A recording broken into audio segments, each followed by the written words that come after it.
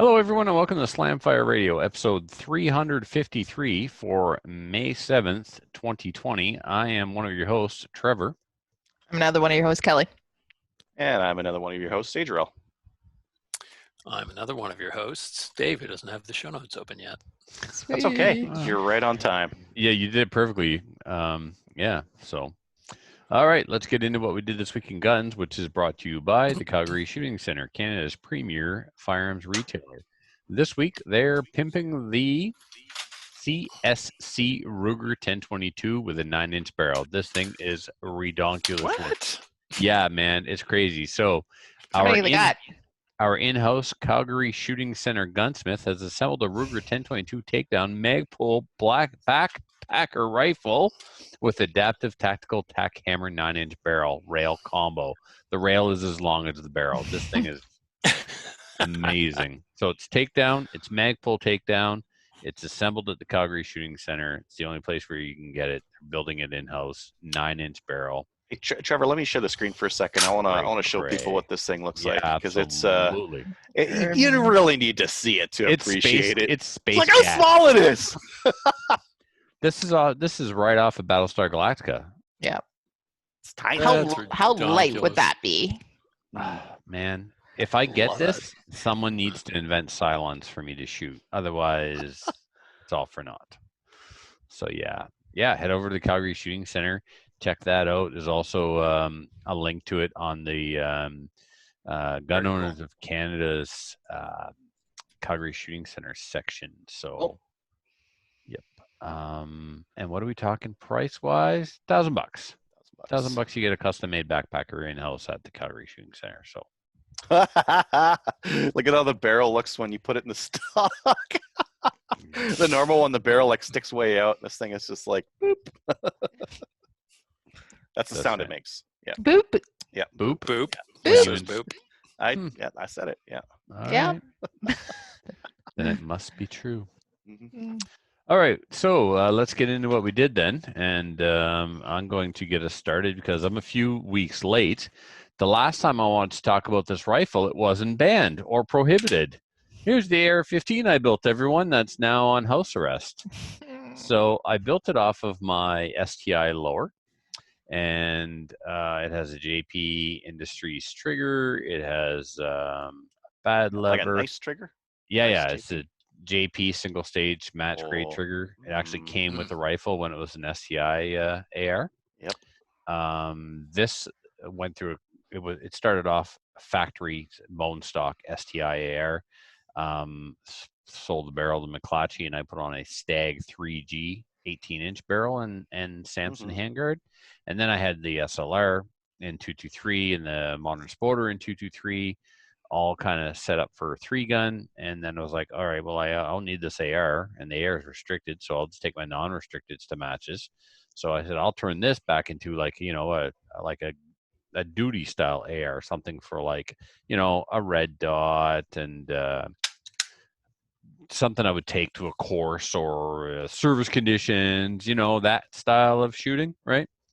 It has a flash hider. It doesn't have a muzzle brake. I know that upsets you, Adriel, and I just put this Crossfire 2 red dot on it like the second the show started. I was tightening the screw when we went live. Oh, that's sad. Yeah, it came in today. I brought it home from DC Armory. It has something on here that I've not seen before on other Crossfires. It goes from 0 to N1, N2, and then it goes 3, 4. What's this N1, N2? Is this like a night vision thing? Yeah, it's for night vision. Well, isn't that fancy? Yeah, you need to get very useless unless you put a night vision on there. My Spark has those, so sometimes you turn it on, you're like, why? I can't see anything. It's not on, but it is on. It's just on night vision settings, and if it was totally dark, you could see it. Interesting. So I also took that to the range before the ban. I took a drive down. Yeah, screw your social distancing and all that bullshit quarantine stuff that no one around here is following anyway. We were 0 You guys cases. don't have cases. Who cares? Yeah, we got 2. I thought our borders were closed. 2 assholes went to Alberta and came home with COVID.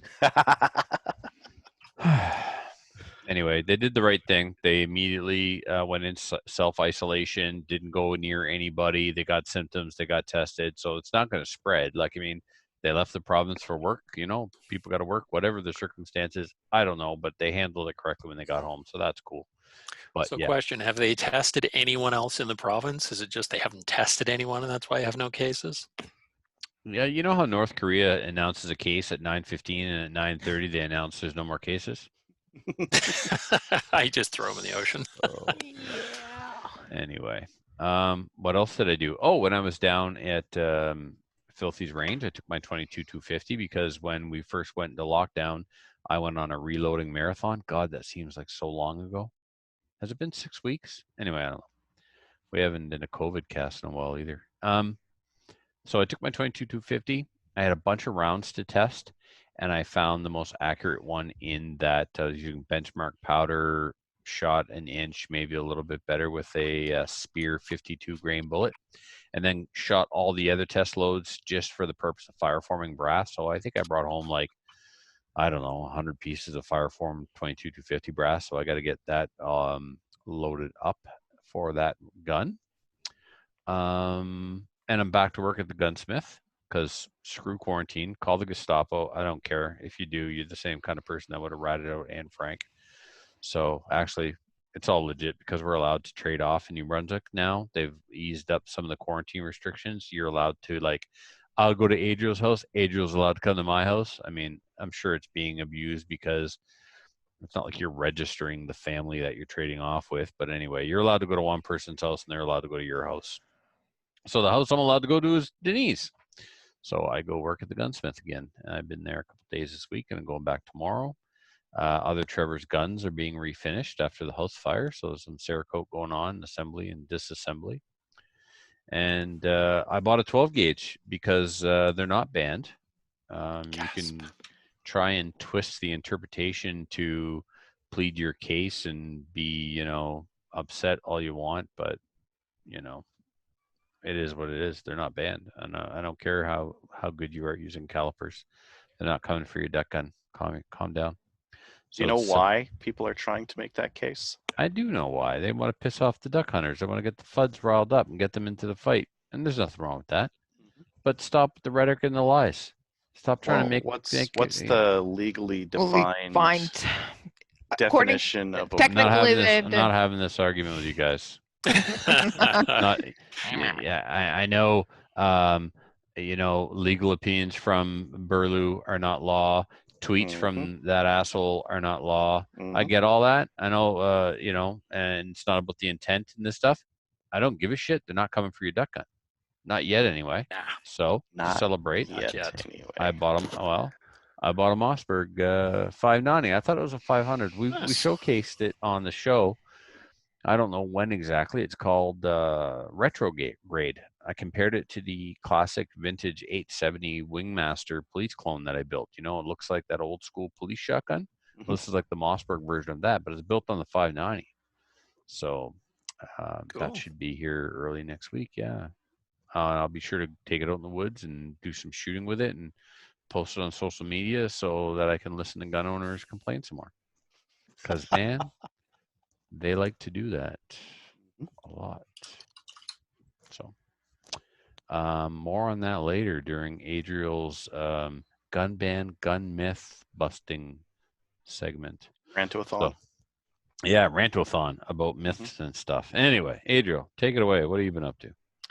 I went shooting. I went and shot my M1 Grand because I made a whole bunch of reloads according to, I think Tim posted a recipe and I'd seen that one as well. And I was like, yeah, I'll make some of those. Made them, shot great.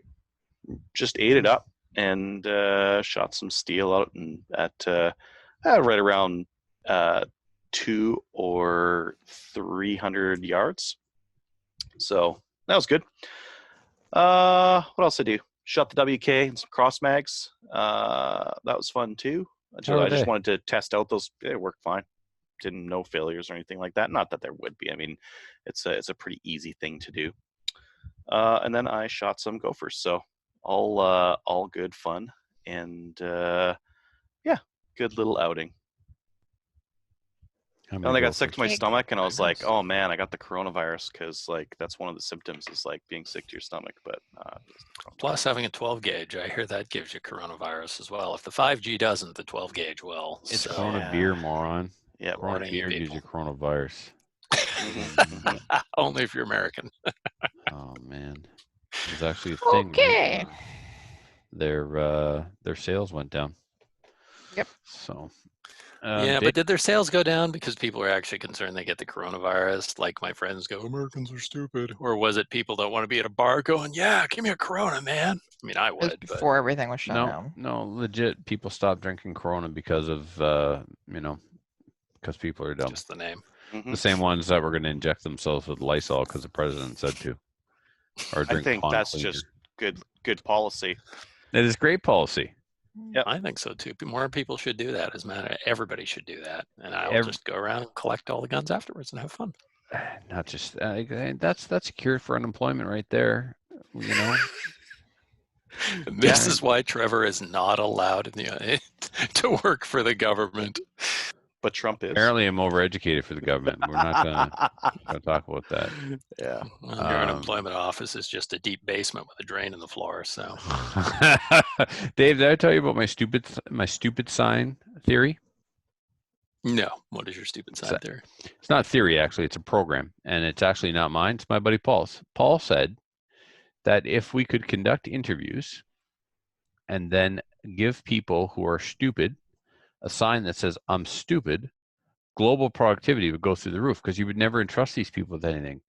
You'd be like out in public or you'd be working and you'd be like, "Excuse me, could I get you to?" "Oh, no, sorry, I didn't see your sign. Sorry, no, you carry on. No, it's fine. Back to drooling on yourself. You're fine." Right? If all the stupid people could identify themselves as stupid with a sign that says "stupid," just think of how much there's signs, right? There's signs. There's also T-shirts that says "I'm with stupid." Yeah, I know, but they're not mandatory, Kelly. Ask him about the chemtrails. Ask him about 5G, and if they go on a rant, you've got your T-shirt. It takes time, though. You have to engage this person in conversation. If they're just wearing the sign, you don't I have a headache. I like that. I like the conversation. You could probably pass an OIC. You could pass an OIC and just make it mandatory. Why not? Now you're talking. That's how you do these things. No, you're not even taking people's stuff. You're giving them stuff. I like it. Mandatory vaccines. How dare you? I have the right to say no. Please see Apparently you don't. That's true, Kelly. Wait, hold on. What? When there's a vaccine for this, it's going to be mandatory? No, they're talking about it. No. They're not going to. No, they'll just pass an OIC. All right, back to guns. Dave, we're gonna run things. Save us from ourselves. So you are. I'm not saving. I'm saving you. No, I'm gonna dig up, stupid. It's not my job, bitch. Nice AR. Thank you. Adriel, how you doing? Oh, look at that handguard. I know, isn't that pretty? That's a Maple Ridge armor. Those are gorgeous. Yeah, so, I had one like that. It's so nice, and the gun is so freaking light, and it's got an IBI 18-inch stainless steel on it that Beautiful. I got when Ryan was having a sale just before Christmas. I picked that up. I can't wait to shoot it. Wouldn't that be nice if only we lived in a country where you could actually shoot the goddamn things now? All in good time. I know. Give it time. I will wait. I will wait for it. But yeah, beautiful gun. I did build it on an NEA, so other than that, but this is an NEA lower and upper that actually seemed to work. I don't know if the upper works. It should. It's an upper. Yeah. The lower works fine after NEA fixed it for me finally. And then I threw a handguard on it that's worth more than the rest of the gun, probably. Yeah, true story. It's because I'm a dick like that. So yeah, it's like super, super sweet. I mean, the gun's so light, and the this foregrip, freaking awesome. I love it. This is like my favorite thing ever. V1 or whatever. The 17-inch is actually longer than their previous 15-inch. Well, they had them on. I went into their store in Barrie, which is a lovely place. So if you guys are anywhere near Barrie or anywhere in southern Ontario, get your ass in your car And once you can, drive your ass up there and go visit the guys at the store or buy their stuff online because they make their stuff here, and it's so nice. So they had a scratch and dent sale. I wanted one of their handguards. They had a scratch and dent sale, so it was $100 off because it's missing a little bit of the bluing or the anodizing red one here, which it's going to get scratched up when I throw it into a barrel or huck it over a pile of rocks or drop it doing a rundown or something. Yep. So this was going to be my precision rifle for this year because I shoot precision rifle sniper matches for the ORA, and I shoot them with an AR-15. And myself and Brian Bolivar are actually the national champions with in the designated marksman class in precision rifle because we're the only ones who shoot precision rifle with AR-15s, and we have no pride. So yeah, so this was going to be my precision. I'll take what I can get, man. I'm not a very good shooter, so this is this was going to be my precision rifle for this year, which is why it's the 18-inch stainless barrel, and now it is going to be sitting in my safe with me taking it out occasionally and doing this with it and stuff. So yeah. It's beautiful. And if anybody from the RCMP is listening, I sold this upper. This is actually just a photo of it. I sold it on April 30th. Oh, I promise you they're listening. Oh, I guarantee they're listening, yeah. So that upper is actually sold, so don't worry about it. Ignore everything I said.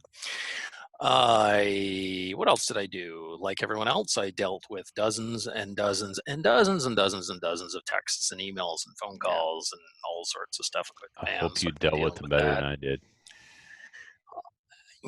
Yeah, I still care. I mean, I'm exhausted, and I was having a chat with a friend today because I joined the Conservative Party last night, which hurts me deeply because I don't really particularly like the Conservatives, and I don't like the Liberals. I'm like Adriel. I don't like anybody. You don't like anybody. No, I don't like anybody. I don't trust politicians. They're all scum. Yep. But the only ones who aren't actively working against us right now is the Conservatives. That's it. So the Liberals have driven me into buying a Conservative membership. So thanks a lot, jerks. Hate you guys. Conservatives right now are thanking the Liberals, by the way. Yeah, I would think so. So I dealt with that and got a crap ton of people sent out the petition. And if you haven't signed it, go find the petition, go sign it. I can't remember the number right now. Yeah, because all the other ones we signed work so well. Well, do this or do nothing, right? So at least we're showing them that the same thing. What have we? It's fine. There's not a lot there. So legal action, non-compliance, petitions. The petitions at least say that the government is doing something that a lot of people disagree with. Because I think most people don't know. I get it, but nobody cares. The government does what they want anyway. The government does what they want. And the people who don't own guns don't give a shit about us. Well, when you're arguing with someone, you can say, yeah, the Liberal government ignored 2 of the most signed petitions against this action. Yep. Right. And they go, really? That's interesting. It's 2. And they go back to ordering. I didn't know that there were that many people who liked AR-15s in Canada. Yeah, there's a ton of us. There are a ton of people who enjoy and using their AR-15s. This time around, a lot of my friends who don't care about AR-15s and would be perfectly happy to see them all gone, they're signing it because order in council. And they are pissed that the government that effectively has a majority because the NDP is on their side anyway, went, democracy is inconvenient and we're not big on that. So we're just going to ram this through in an undemocratic manner that's meant, change. This is the same government that had a Liberal majority and could have rammed it through the last election. And they had to wait until this time. They really care about people of Canada. Yeah, right. Whatever. It was during the pandemic after a mass shooting. Greasy as greasy can be. Oh, yeah, terrible. And then stand up there and go, oh, that's just a coincidence. I'm like, that's just a coincidence. Like it's a coincidence that it rains once there's clouds in the sky. Exactly. Wow. Amazing.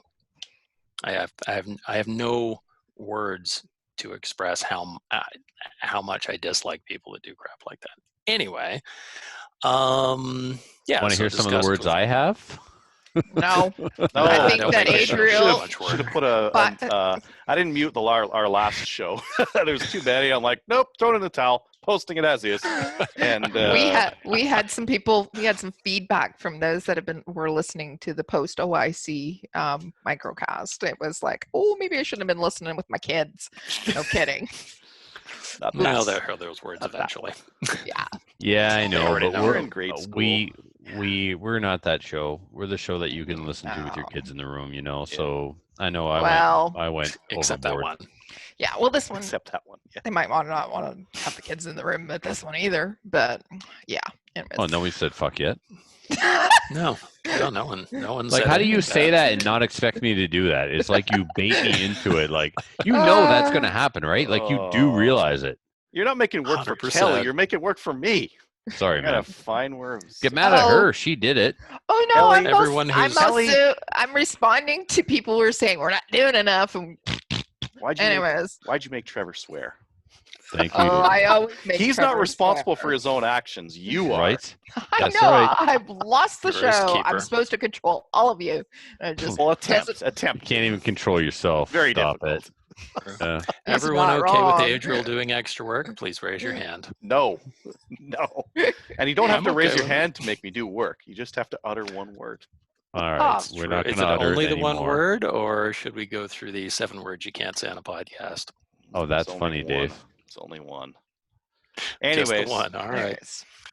Anyway, I had discussions with various groups about what we're going to do about this, and had discussions about how our various events can continue and what we're going to do about that. And yay, all that sort of good fun stuff. And that's about it. Kelly, what you up to? So didn't build any ARs. Had a couple banned. I know. Oh, that's too bad. Did you even get to shoot your new AR, Kelly? Absolutely, I did. Okay, did it a couple of times. Thank Yay! God. But what I did do was the postman rings twice, I guess. Anyways, I got stuff in the mail, but I got this. Yeah, it's my nice. So it's my Just Hunts. I missed it. Can I see it again? No, you're gonna have to watch later. Okay. Fine. There you go. Anyways, bear strong. It's bear strong. Yeah. Bears are strong. Yeah. Just hunt bear strong. Yeah, bears will kill you. Things. Yes. So, and so Amanda Lynn Mayhew Just Hunts Bear Strong. Bear Strong, I took some photos. She asked me to take some photos and post them as well. And it's in support of mental health and also any of the swag that's sold, like this stuff, Just Hunts as well. Any of the stuff that's sold is going towards making masks for those that are working on the front lines as well. So I bought some stuff and took some pictures, Bear Strong. And how do people find them? So go to justhunts.com. She has her website, and you can click on the link there and buy some stuff. And it also talks about the Bear Strong as well, how it came about and how it's helping people with mental health and different things like that. So awesome. Well done. So I also got into, I've been Twittering like you wouldn't believe, and also Facebook sharing and dropping knowledge bombs and trying to make stuff relatable to people, because guess what? It's not just about guns, it's about OIC and everything. I contacted my MP who has basically ignored me. He was on a live stream. I asked some questions on there. He did talk about him, like he read one of my posts, and he did talk about how AR-15s are not needed, because he asked his father-in-law, who's ancient, about whether it's needed for hunting or not. Anyway, so we're done then. Yeah. Some guy's father-in-law says we don't need them. So I made it a point of saying, well, okay, so my AR-15, which is a 223, which is limited to 5 rounds, right? Your father-in-law's hunting rifle is a 308 or whatever, 338, whatever. It's a little bit bigger bullet, and it's a little bit more powerful than my 223, and it is also, limited to 5 rounds. Which one is more safe, do you think? I don't know. Anyways, also, I wish they would get off the hunting kick. There's more to guns than hunting. I know. That being said, if you can shoot a man with an AR-15, you can shoot a deer with an AR-15. Like, the police carry an AR-15, and they're not hunting. Yep. they're shooting bad guys with them. Yep, absolutely. Well, I've got a buddy of mine who shoots deer with his WK. Gallon smoked a bear. Yeah. I've been talking to Gallon too. Oh God. Anyways. Yeah, he called me the other day. He misses me.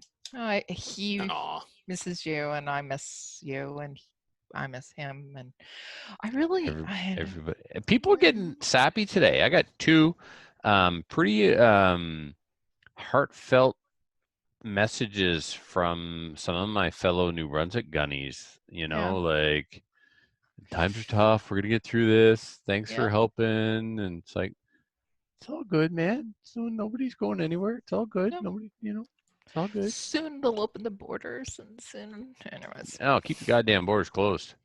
Thanks a lot. So we got 2 more cases. Okay, so the next thing that I did was Kingston has decided that it might like to be the first municipal city that would like to do the handgun ban when it's announced soon. A lot of handgun crime there? Absolutely not.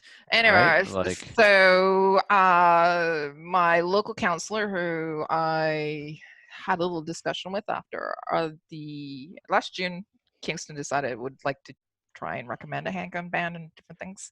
And I went to the council meeting and talked to my counselor afterwards, and so I burned him on Twitter quite a bit. Anyways. I mean, you educated him. I educated him, but he, so basically I made it a point to make sure that Kingston is not going to be participating in this. Just saying. Excellent. And well, if you want to, if I can just talk a little bit more about that, sure. I think like one of this is something that you've identified as a risk in your city.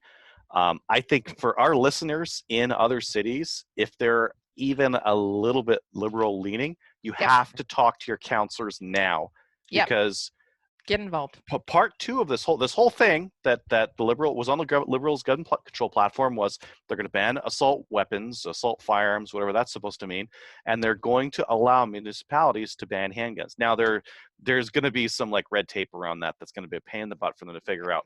But if and when they figure that out, you do not want your city to ban your handguns, because what you're going to be stuck doing is selling your handgun on the secondary, losing your property because you have to. They're tracked. You can't hide them anywhere. You're allowed to have a secondary address. Yep. Well, you can move. Or you can store them at somebody's house outside of the city. That is a legit option for people. That's an option. Until you leave the communist city that you live in. Or you can become a counselor yourself and basically. Or I like the easiest thing for people to do right now is to reach out to their city councilor, make the case. There are 3 different chief of police associations that have recently talked about how a municipal handgun ban will not be effective. You need to use those links. You need to talk to your city councilors, and you need to get them on side. Even in, like, I'm thinking, like, Edmonton's not a safe city. Edmonton, in the grand scheme of Alberta, is called Redmonton, and with the wrong city councilors on, we could pass something like this.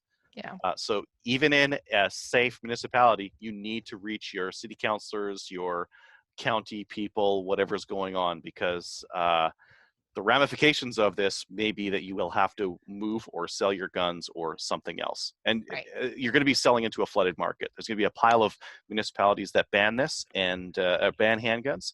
You're going to be selling on to a very depressed market and lose a bunch of money. Yep. Good time to buy guns, though, if your municipality. If your municipality I am freeing up money because some people are going to need to sell their handguns. Yeah. Yep. Anyways, so that was that. Project Maple Seed, we're not opening up any events, but what we did do is we put up a new challenge target. So it's called Stay Safe, because everybody's saying that, but it's COVID virus. You can shoot the shit out of it, basically. So if you're able to go to the range, shoot it.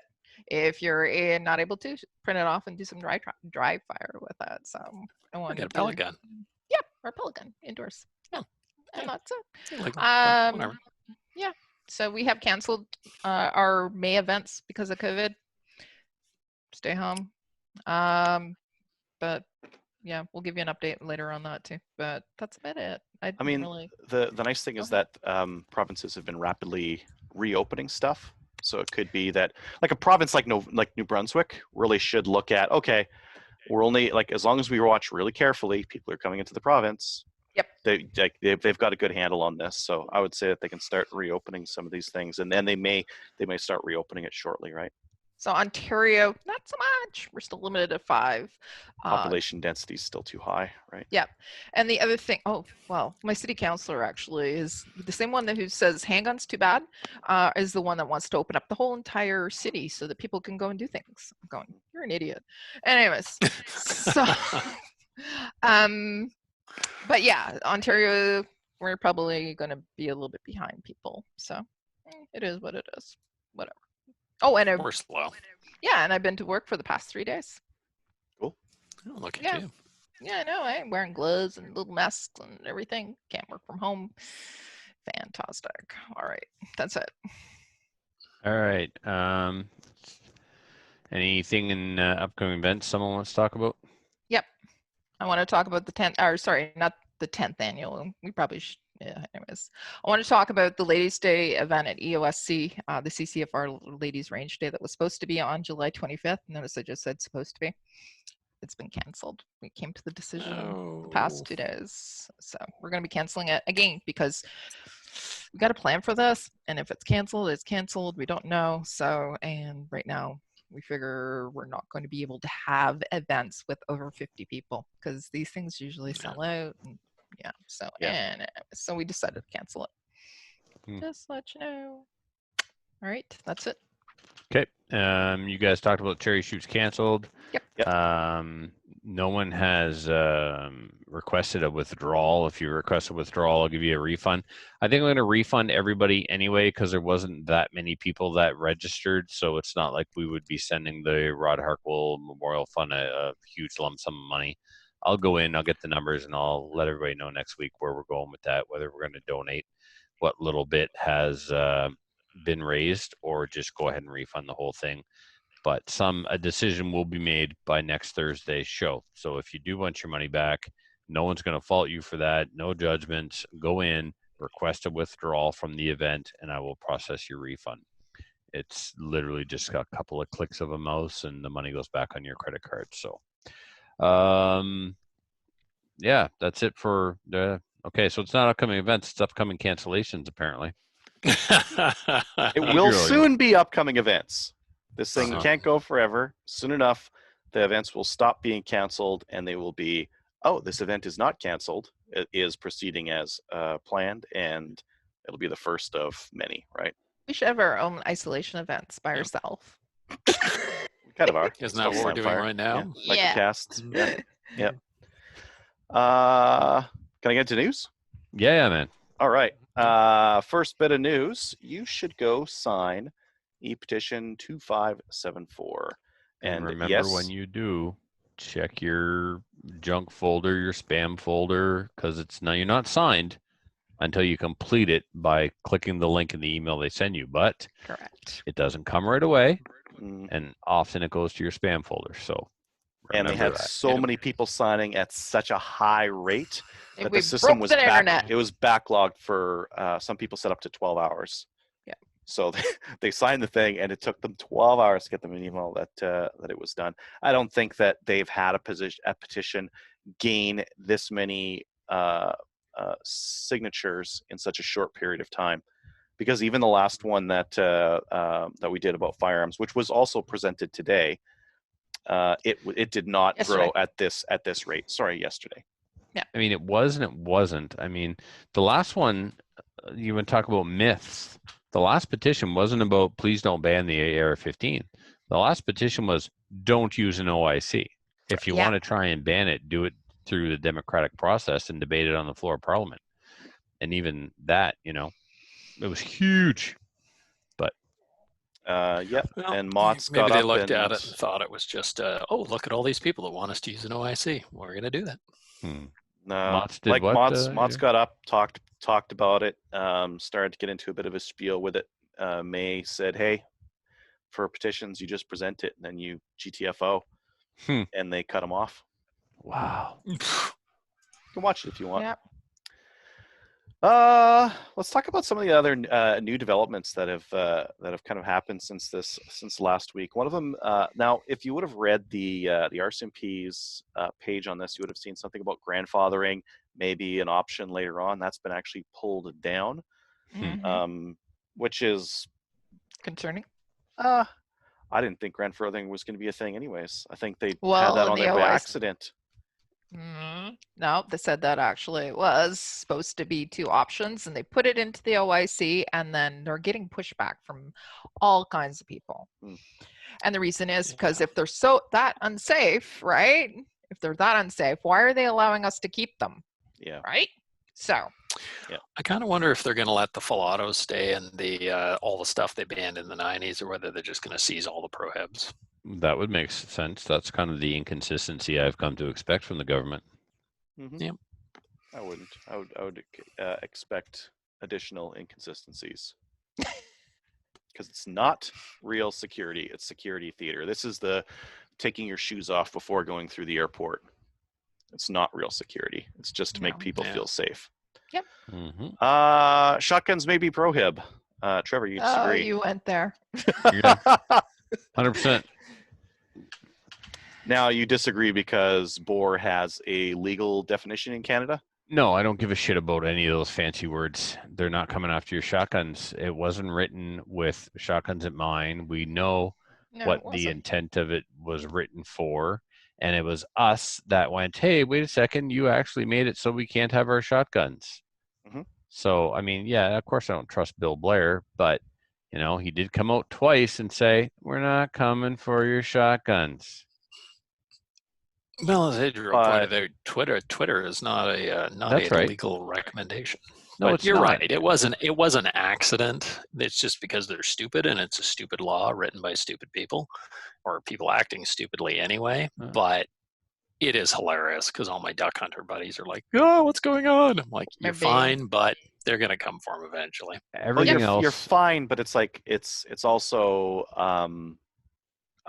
like it's not a gray area, but it's a little bit of a gray area because we've had like if the government just went with the intent, I think that Blaze 47s wouldn't have been prohib. They're not a variant of an AK-47.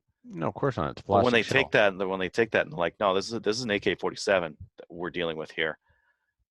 You can see that they take that letter of the law very seriously, even misinterpreting it or not misinterpreting it.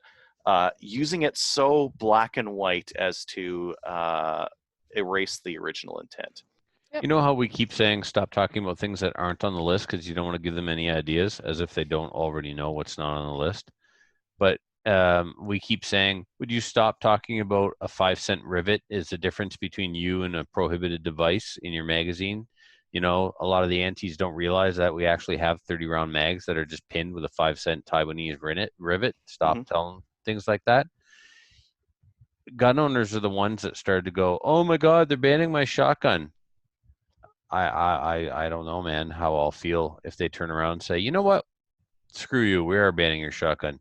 Well, I would feel let sleeping dogs lie. Fantastic, because the Liberals would lose horribly at the next election. They would lose all of their rural ridings, and our temporary pain would be reversed in an election cycle. Yeah, I mean, this could be the long game on the part of the gun owners, because I mean, when Christina heard that the possibility of shotguns was being banned, she was like, she lost it. She's like, no, you can't take shotguns away from Canadians. Enough is enough. And with her, she's kind of indifferent to guns. She's tolerated them because of my involvement in the hobby, but she doesn't really give a shit who owns an AR-15 and who doesn't. But when you start talking about using an order in council to take people's property, it got her hackles up.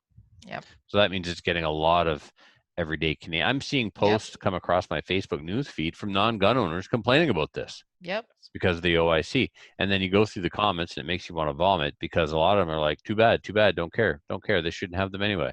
Yep. Why shouldn't I have them? I just don't think you should. Why do you need them? Yeah, it drives me nuts. Anyways, let's keep going. Let's keep going on. I mean, one of them, the 20 millimeter definition. if you run have you followed that guy the running the shotgun load from hell? He's using like brass hulls to crank up the power on a 12 gauge round. He's well over 10,000 joules. Well over it. Anyways, not applicable. You know what kind of bums me out? Cannons. Like we had these cannon shoots. We lost cannons. We lost cannons. 20 millimeter. How big is a cannon breech? How big is how big is the bore on that thing? Citadel Hill lights the cannons off every day at noon in Halifax. They can't do that anymore. Your cannons are now prohib. National Historic Site of Canada. Yeah. Well, I mean, so when I was talking a little bit about the myths, and like the annoying myths to me are people saying like they banned a website, they banned coffee, they banned an airsoft rifle. No, they didn't. Yeah. These things are on the FRT. They're banning firearms that are in the FRT as AR-15 variants. This is a database lookup. But what they did ban under this whole guise of like this assault weapons ban is they banned some cannons, they banned some black powder firearms, they banned a semi-automatic 22 that Dave has, they banned a bolt action 308, and these are all being banned as military grade assault weapons. The truth is far more interesting than the myths on this stuff. And then the other myth, and I think we were talking about it earlier, but now that I'm talking about it anyways, and I don't have to clip it, natives aren't allowed to hunt with AR-15s, but they can still hunt with Stag 10s and any of the firearms that used to be non-restricted that are now prohibited. Right. This is something that I lose my shit on it, because right now you're dividing people, right? No. Yeah. Okay, finish your thought. No, and I just don't think that. Then treaty rights have always divided people. Then, Kelly, this is a treaty right. This isn't. Okay, you know what? It is a treaty right, and they were required to actually consider it. But it's also, we got people calling each other names and everything. We're all in this together, whether you're a status. And by the way, educate yourself, or I can help you educate yourself on this stuff, right? So understand what it is. It's no, I don't get to keep my AR, right? And I'm not going to go hunting with it.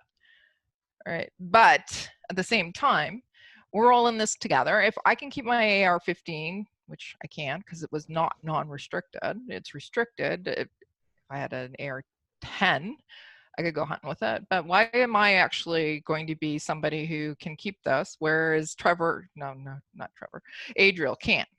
Am I more safer than Adriel? Because treaty rights, they have the right to hunt. And if this is the only gun they own, the government can't tell them they're not allowed to use it to hunt. It's black and white. Oh, I know that. And I actually have told people that too, but I'm also looking at it from another point of view too, right? Yeah, okay, but the point of view that people think that this is going to divide non-Aboriginals from Aboriginals, it shouldn't, because it's no different than it was. A lot of people may not be aware, but First Nations people do not require a firearms license to own the guns they had on the reservation prior to the change in 95. A lot of people don't know that. They're exempt from that. Can they go buy a new gun? No. So if they get stopped in the woods during hunting season and they've got a brand new 30-06 across their lap, and the guy says, "Let me see your firearms license," they say, "I don't need one." Sorry, pal. That's a brand new gun. That's last year's model. What are you doing with it? If you got an old 303 or some other gun that was invented before 1995, good to go. But if a First Nations person is hunting and they've got a modern firearm and no PAL, then there's a problem. So and I agree. Canadians don't know that. This is news to me, and just listening to you like made my eyes glass over with like, oh my, like what the hell? A cop has to know how new a gun is, because the old guns are fine, but the new ones, oh, you need a PAL for that one. What's the difference? What are we even talking about here? Right? If they're hunting, who can I agree totally with everything that you said, Trevor, but unfortunately a lot of people aren't educated. And it's causing some issues. That's all. I'm just saying. Like, I'm trying to educate people, right? Anyways. I get Indeed. All right. Panties in a bunch. All right, go ahead. You guys ready for some like lighthearted stuff? A little bit more lighthearted? Okay. Yeah. I'm only happy when I'm mad. Okay. Well, be mad about this then. Wait, you guys seeing the right screen? Yeah. Okay, good. I love this title. You guys see Megan doesn't like it? That's a screen. Okay, good. Megan doesn't like it. Harry sells rifle collection to reportedly please Megan. Sell Megan. He had a bunch of custom hunting rifles. He had to sell them. Brutal. It makes me laugh. I enjoy this very much. The other piece here is how long has it been since the Nova Scotia shooting? 2 weeks? 3 weeks? 3 weeks. I feel 3 like. weeks. Yeah. What guns did they use? What happened at the fire station? Oh, we're not really getting any information, eh? They're not releasing anything. The fire station was a friendly fire incident. The cops shooting at cops. Correct. What exactly happened there? Oh, we don't know. We don't really know. We know that it must have been a friendly fire situation, but they aren't saying anything. The CBC got some insider information that there was some confusion around officers wearing safety vests, and they heard that the shooter had a safety vest on, and that's why they shot. But really, there's been no other information about that, or the firearms used, or anything that's either leaked or been officially released on this thing. If they would have taken like 2 days to investigate it, and they're like, okay, now we think we understand what's going on, like, cool. 3 weeks, they're delaying on purpose at this point. You don't think any of this is ever going to come out, right? I think it will only come out when it is not politically damaging for the RCMP and for the current government. Even then. No, it'll come out eventually, but it'll be like on. What's that? Actually request what would you like to know? I would like to know what firearms he used. Were they illegal? Were they from the U.S.? They said, "Oh yeah, the firearms that he used are in this ban." Which ones? Are these ones that he illegally smuggled in from the U.S.? That would be cool to know. Yeah, and it's probably the case. Are you guys counting a firearm that he took off of a cop that he shot? That would be cool. There you go. That's the one that's in the ban. That's he took that's her kind of sidearm. NA. That's kind of NA on this thing. Like if Trudeau's gonna gravestand and immediately after this thing say, whoa, don't worry, we got your back. We're gonna put in this ban. I'd like to know if this ban would have stopped any of this. And I know the answer, and it would not have. Yeah, exactly. But at this point, they are not releasing it because they're too chicken shit, and the RCMP is just covering this whole thing up. Well, no, they're not covering anything up. They're just not releasing details of the ongoing investigation. That's not a cover-up. Because it's politically damaging to their higher ups.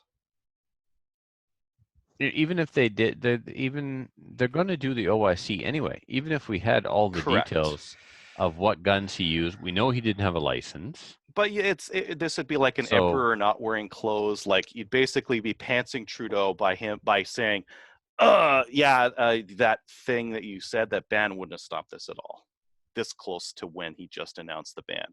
They got to let it simmer for a little bit, let it sit for a couple of months. Even if forget there wasn't about this whole thing. But Adriel, even if there wasn't a ban, we can still say, attention Canada, your gun laws don't work. This guy didn't have a license. Yeah. Here's the worst shooting. I'm pretty sure that you're also not allowed to dress up as a cop and play cosplay. Mm-hmm. You know what I mean? Like he broke a bunch of rules that you're not allowed to break, but the people break rules all the time, regardless of what laws are on the books. And it would make a difference in the argument that we're not us are having, but that we're having with other people right now.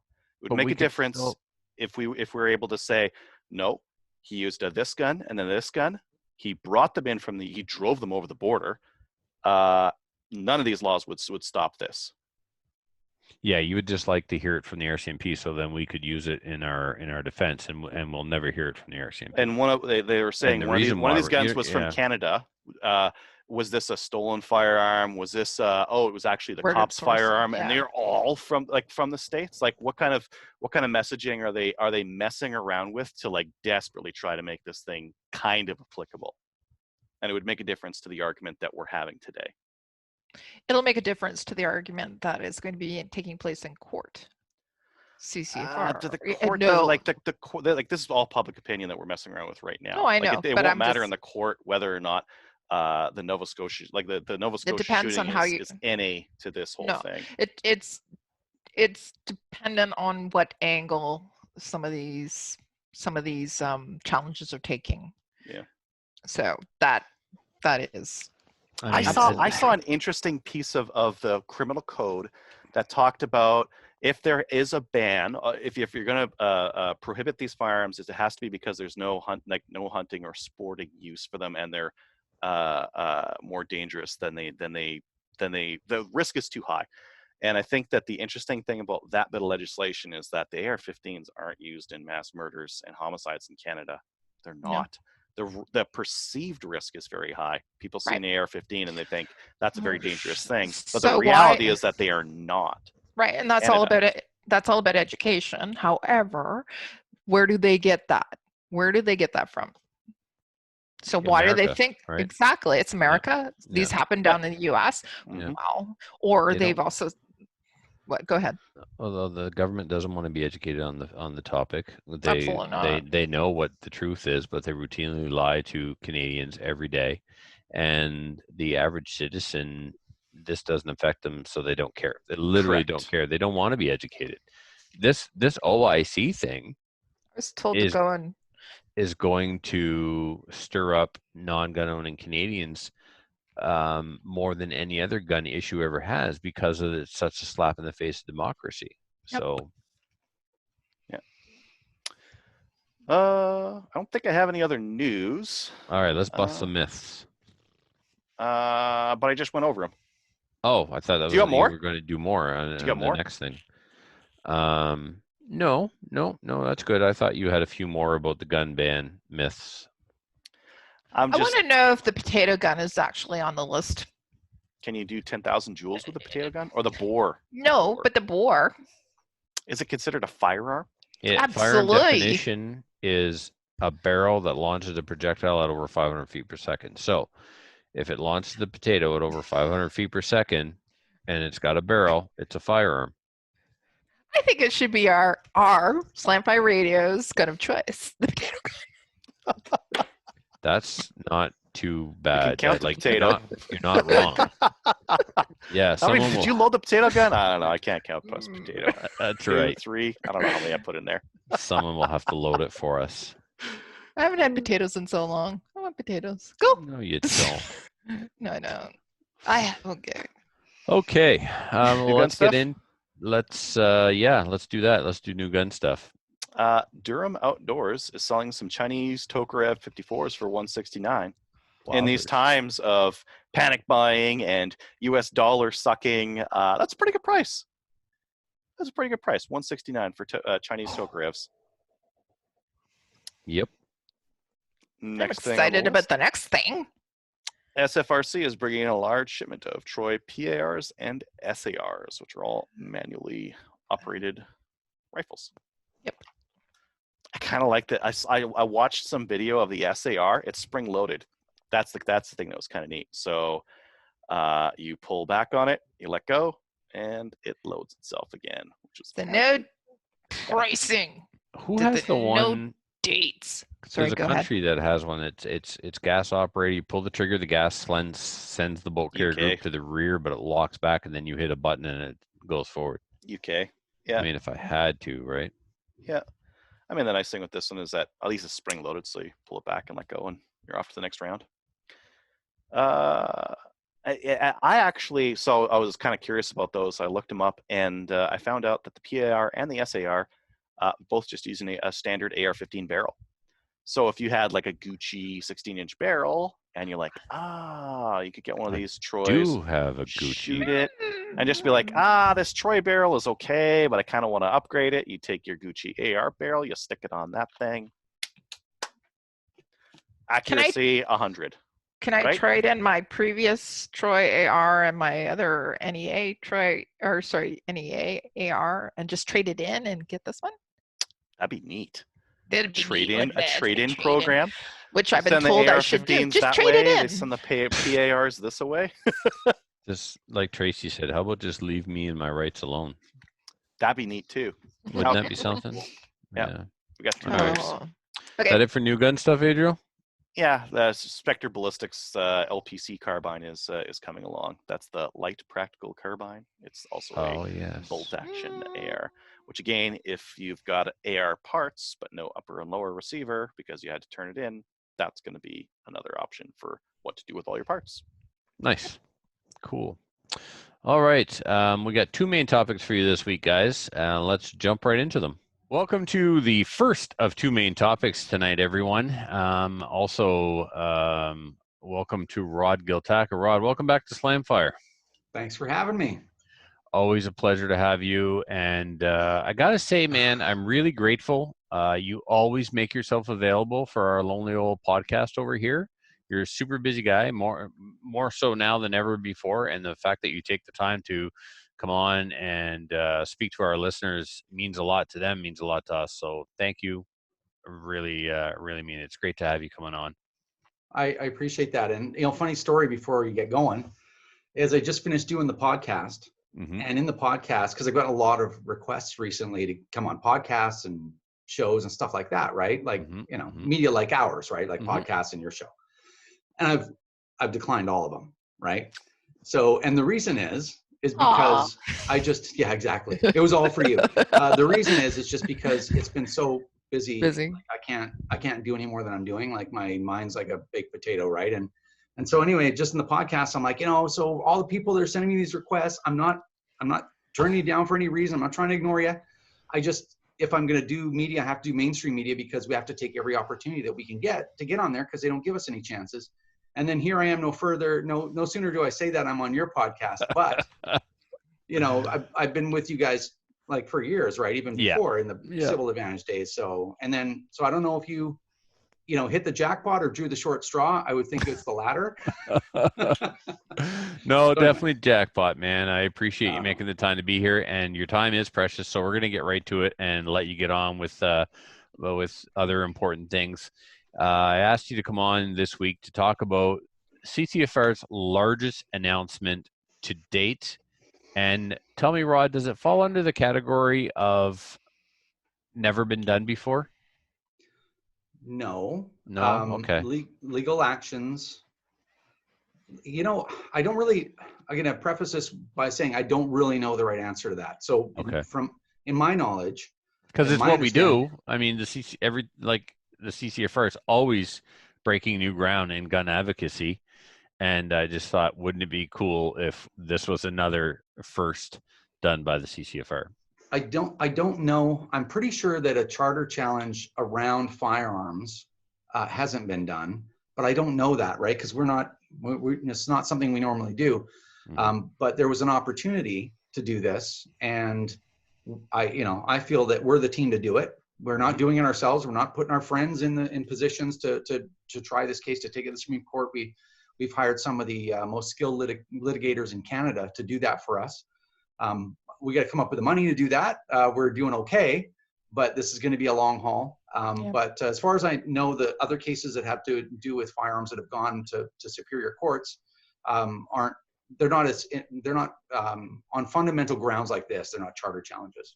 Right. Okay. So let's start from the beginning then. What is it that we're doing? What is this big announcement specifically? So we're going to take the federal government to court because we believe that they violated our rights under the charter, which is, I believe it's Section 7. And basically, in layman's terms, you have the right to liberty and security of person, and you have all these rights, and they shouldn't be unduly interfered with unless the government can provide a clear and reasonable justification to do that. And we don't believe that they did in this situation. And basically, they made a serious error, although it's not an error that they haven't made before. So we're going to go after them, take them to court. It'll probably end up in Supreme Court because usually charter complaints, even if they start provincial, they'll end up in the Supreme Court eventually. And we're hoping that it's precedent setting in that the government won't be able to, with a stroke of a pen, make the kinds of regulations that they made this time around. So the precedent setting and the implications here are pretty phenomenal. What would be the most desirable outcome that we could achieve through this action? Well, I'm not a lawyer.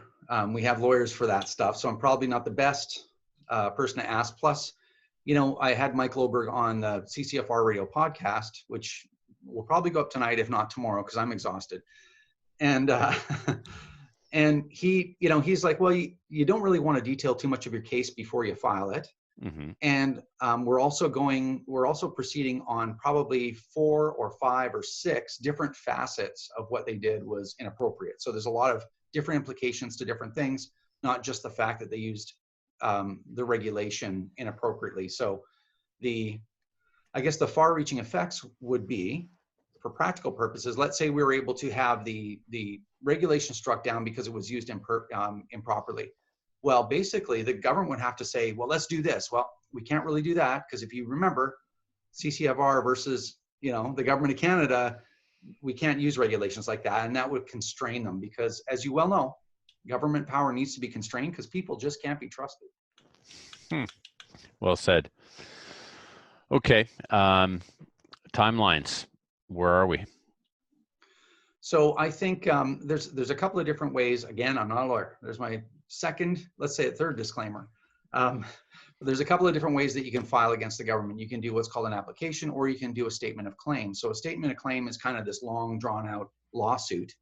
The statement of claim, again, I'm not an expert, but usually that has a monetary thing, like a class action or a statement of claim like that. It's usually like, we're suing the government for something, for this dollar figure because you've infringed upon me. And then you also get the advantage of getting precedent set in, written into the decision. Or you can do an application. So it's my understanding the application more is for, here we want the government to not do what they're doing and to reverse what they did because it was inappropriate. Again, precedent setting. So the statement of claim allows you to launch that and then provide more evidence later. It gives you a little bit more leeway, but the application takes a shorter time. It's not going to go on for 3 or 4 or 5 or 6 years, but you have to have all your evidence up front. All that to say, we're still deciding which is going to be the most advantageous for us, but we may go the statement of claim side of it. So it could be filed in and around 2 weeks. Okay. All right. And then, so we file in around 2 weeks and then we wait for a court date? Well, a case like this, any case like Hold this it. You didn't start with, I'm not a lawyer.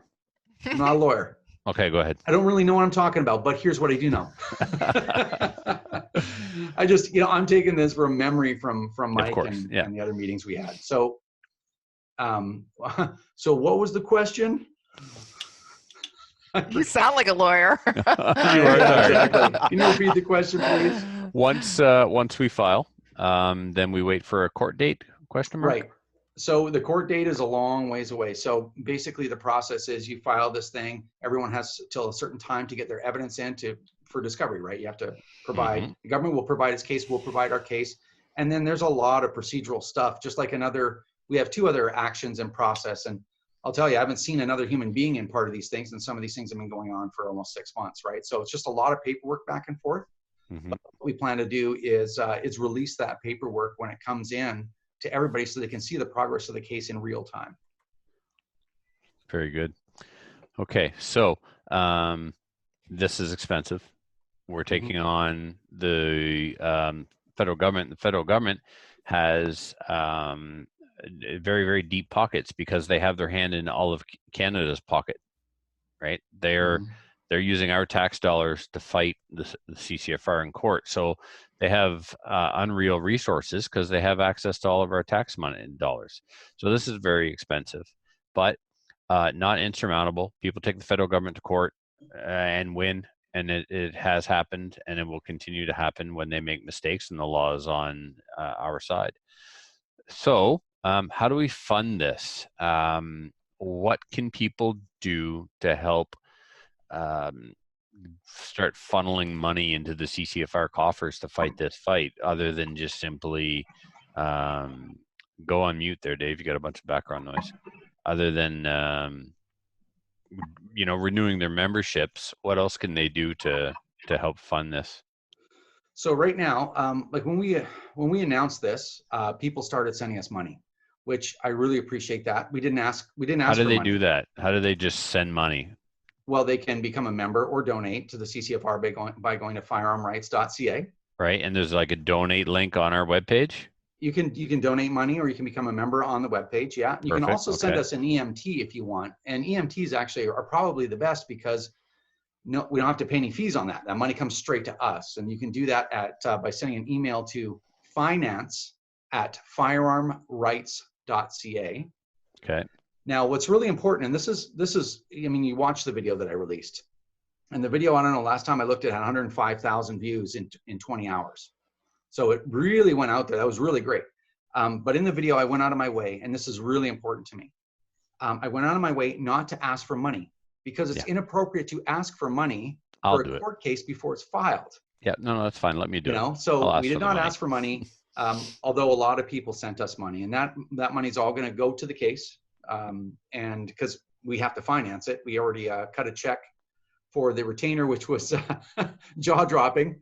But anyway, I'm sure. When the case is filed, then I will come out to the community. I'll say, here's how you can help, and then we will actually have that into a segregated account, and all the money we got anyway, that's going to go into that account. But it'll go there, and then that'll be more appropriate to say we're fundraising specifically for the case. Wonderful. Yeah. Okay.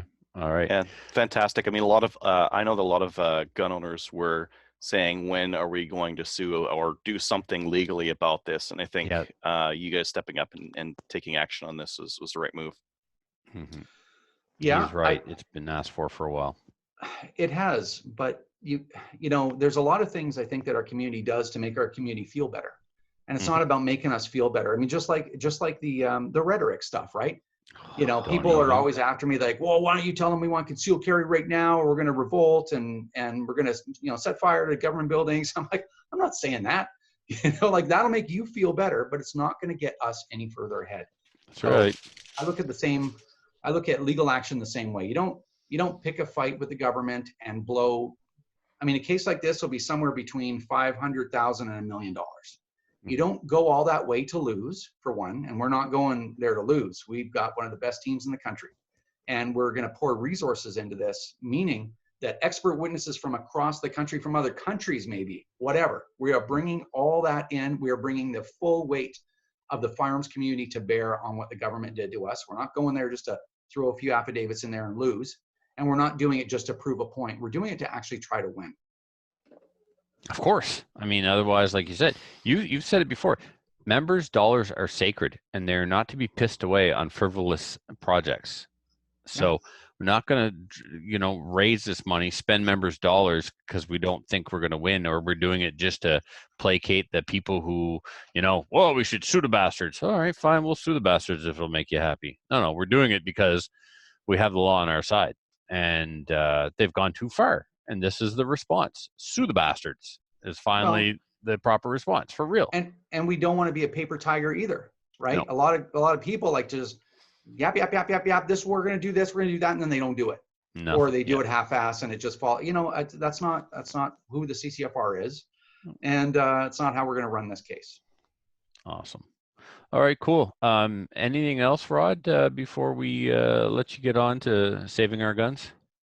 No pressure. Well, that's the tallest order of all, I think. But I think a lot of people want to know what our chances are. And, I had Mike Loberg come on to the podcast and kind of go through that. And when it comes to federal court, when it comes to any kind of court process, murderers walk free. Okay. So there's no, it's like, yeah, he was over the body, he had a knife and a gun, and there was a bullet hole and a stab mark in the person, and all right, and we got a picture of him. Yeah, and but he's like, it was a crappy search. Sorry, we'll let 10 guilty people go free before we convict one innocent man. This kind of stuff. So there's no guarantee, and the government has a lot of tricks up their sleeve. They have a lot of influence, and to be honest with you, I don't have full faith in the altruism of the court system in Canada. But we do have a case. We do have an argument. And again, if it's doable, this team can do it. So I'm hoping for the best, but there's no promises. Awesome. Well, we have faith in you and the team at the CCFR, and best of luck. And I hope the donations start pouring in. And when we get a little further along, I'd love to have you back to give us another update in between the real media interviews. If you can squeeze in another, 15, 20 minutes for us, that'd be fantastic, so we can keep everybody up to speed. And listeners, if you're not following the CCFR radio podcast, you really should be. There's a ton of content coming out now because of being in lockdown, and Rod, up until recently, having more time, so he's been producing a pile of episodes, and the back episodes are there. Go, except for number 1. Check out everything after that, and yeah, it's fantastic, and it's a great way to stay up to speed. So, guys, you got anything for Rod before we say goodnight? No, I just wanted to thank Rod as well. But what can anybody else do besides donating money? What are your recommendations with respect to this? Well, if you have any kind of RCMP documentation, or you have any evidence you think would make a from any activity that you've been doing yourself, oh yeah, I filed an ATIP and I've been sitting on this stuff, or oh, there was a decision I had, from the RCMP and they sent me this documentation or whatever. Yeah, go ahead and send it over to info@firearmrights.ca. And if you want to volunteer, that's fine. I don't usually mention that because I don't have any contact with what we do with volunteers. You guys do. Yeah. So other than that, yeah, support us if you think it's worth it, and we'll do our very best for you. Okay, thanks. Awesome. Yeah. Thanks, Rod. Have a good night, man. Sorry. One question just popped up on Facebook here news. I think it's a good question. Would we be able to get an injunction on the prohibition while the case goes forward, or is this like it'll be a while yet? Well, I asked Mike about that today, and it was off air, and he doesn't think so. Mm-hmm. It's not that it couldn't happen, but it's the authority that they used. It is their authority to use that, and until this goes in front of a judge, maybe once the cases are filed, there's enough to say, hey, look, here's where there's a hole in this. I don't know, then we can look at injunctive relief. But I don't know. It doesn't sound like it's something that's gonna happen. But at least nobody's knocking on your door right now. We have 2 years. It's torture not using our ARs and our other rifles for sure. But yeah, it doesn't look good. Well, I could pull my parts off and leave them on the shelf. I'll be out an upper and a lower, and if and when we turn this thing over, I'll buy another upper and lower. Yeah, well, we'll see. Yeah. Very awesome. Good. Okay, thanks, Rod. Take care, man. Good luck. Awesome. Thanks for having me. All right. Thank you very much, Rod. Keep up the good fight. Thanks. Take care, guys. Get some rest. I'll try. You sound good. So, everyone, this is Greg Delbridge. Greg Delbridge is a competition shooter, all-around nice guy, yoga guru. Well, not guru, but he goes to yoga classes, which is why he's so damn flexible getting in and out of his positions when he's shooting. And he is the Ontario Rifle Association match director for our service rifle program, and is also heavily involved with many of our other things, including our CQB program, and he is the webmaster as well and sits on the ORA council. So welcome to Slamfire Radio, Mr. Delbridge. Yeah, thank you. Thanks very much. Now you're a celebrity. You're Canadian famous. Wow. I know, right? Awesome. I had to use my wife's Facebook account to listen to the last interview. So. Okay, before Chris we Watton go forward, and Andrew Darcy say hello, Greg. They're watching. So before we go forward, has anybody ever said you look like Drew Carey? Just have to say it. Oh, really? Yeah. Totally. Now everybody that's watching is going to say that. Later. So now, felt. Yeah, you look like skinny Drew Carey. I've never said anything, but there you okay. go. Kelly said it. Okay. Your new nickname on the range is Drew, forever and ever. Nice. Right, so, So, Greg, service rifle. So you've been involved in the service rifle with the Ontario Rifle Association, I think about maybe a year longer than I have been. Yeah, I've been shooting, I guess I've been shooting sort of competitively with the ORA, primarily service rifle, for about 12 years now, give or take. And then when the last match director, who ran it for many, many, many years, retired, I took over. So I guess this is my 4th year running it. Yeah. Yep. And how did you get into, well, first off, what is service shooting? Service shooting. Well, it's basically, how to explain it. It's kind of a broad topic, or big topic, or sort of big, but basically it's a dynamic kind of shooting sport. It's called service because we primarily sort of follow a military course of fire, and we do actually have some military units that participate in our matches in advance of training for their own national competitions. Fire and movement. It's basically fire and movement. You never sort of start your shooting in the position that you're going to shoot it from. The targetry is dynamic as well in that they're not static targets. You just don't lay on your belly, fire off 10 rounds on your own time over 10 minutes. Things are timed. The timings are very quick. The targetry is very quick as well. So, we do have a deliberate target where you have a whole 2 minutes to fire. And then we have snap targets where a target will just pop up for like a 3-second exposure and you have to shoot at it. We have rapid targets where they come up for 30 seconds and you have to put, there's 2, and you have to put 5 rounds on the left target, 5 rounds on the right. Then we have moving targets as well where they come up and they basically walk from one bay to the next bay and you have to fire at it while it's moving. So like I said, it's sort of the same sort of military course of fire that they use. For training. We use military ranges, we use military targets, and up until, I guess, last week, we typically use the civilian derivatives of sort of military firearms, primarily the AR-15. What kind of ranges do you shoot? Like ranges? Distances? Yeah. So how far? What distances?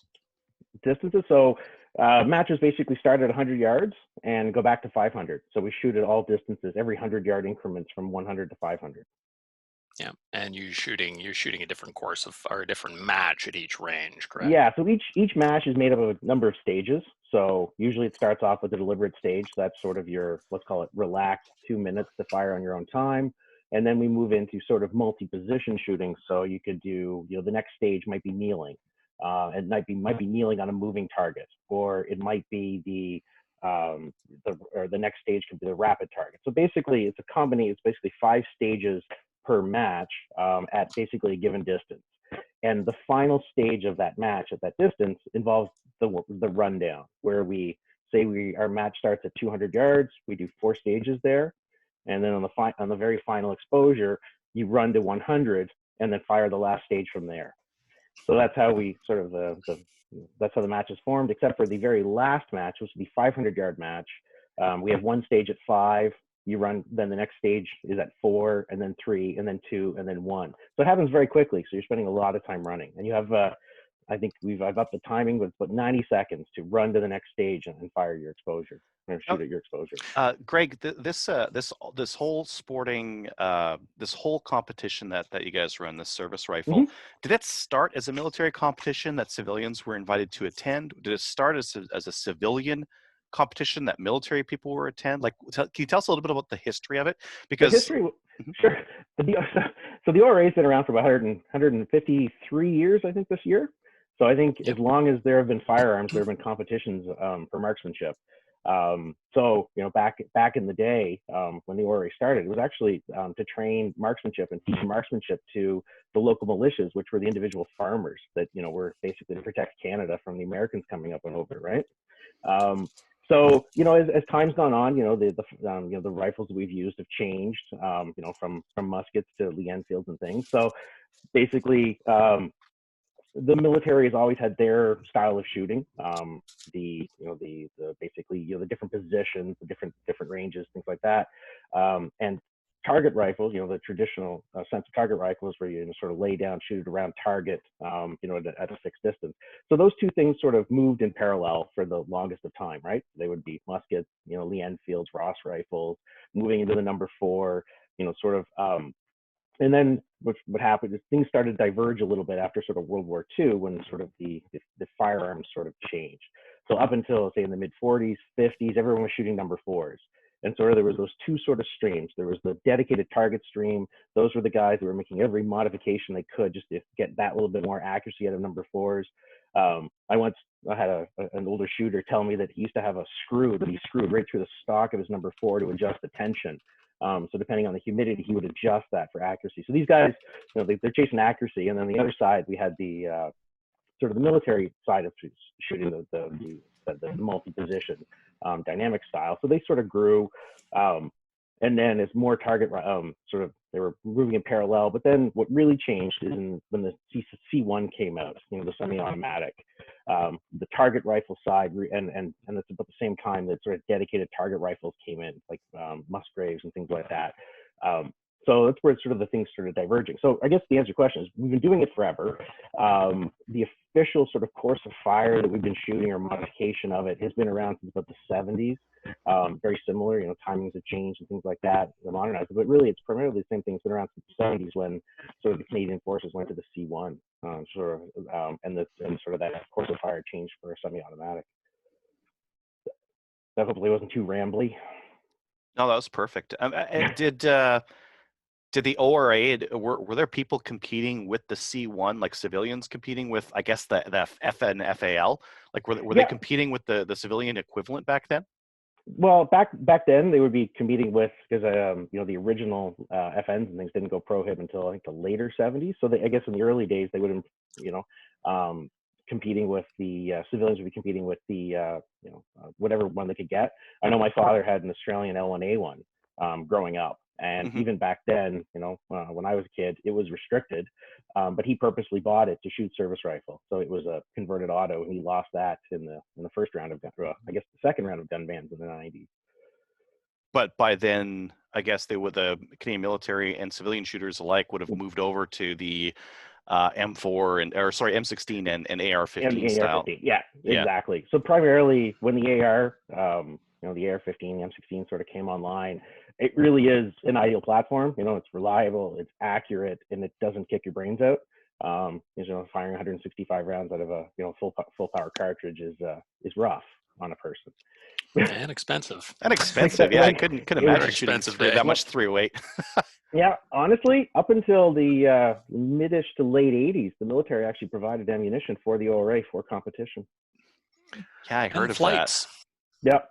Now, flights. You could actually catch a ride on a Herc if there was a one headed the way that your competition was going. Yeah, I hadn't heard that, but yeah. Somebody told me they used to catch a ride. Yeah, I think yes. I mean, this is probably incorrect to say now. That was a long time ago. Yeah. My father used to joke that the military and the sponsorship of competitions and service rifle was basically like a natural resource to be sort of exploited, I guess. Jeez.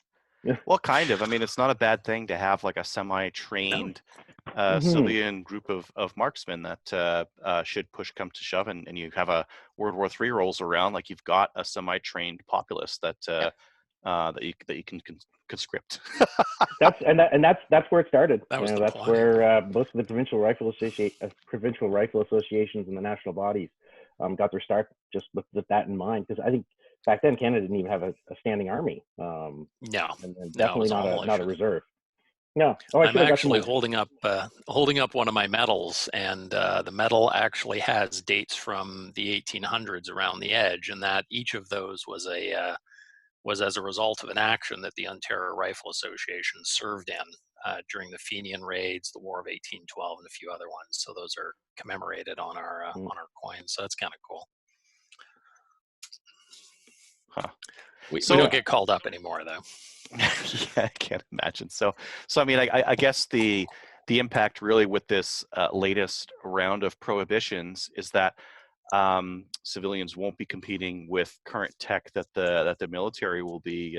Not even current tech, because you can't really say that a competition AR-15 is the same thing as like a duty M16 or M4. No. Now, when you guys compete with the military, is that a military competition, or is that something that's run by the DCRA?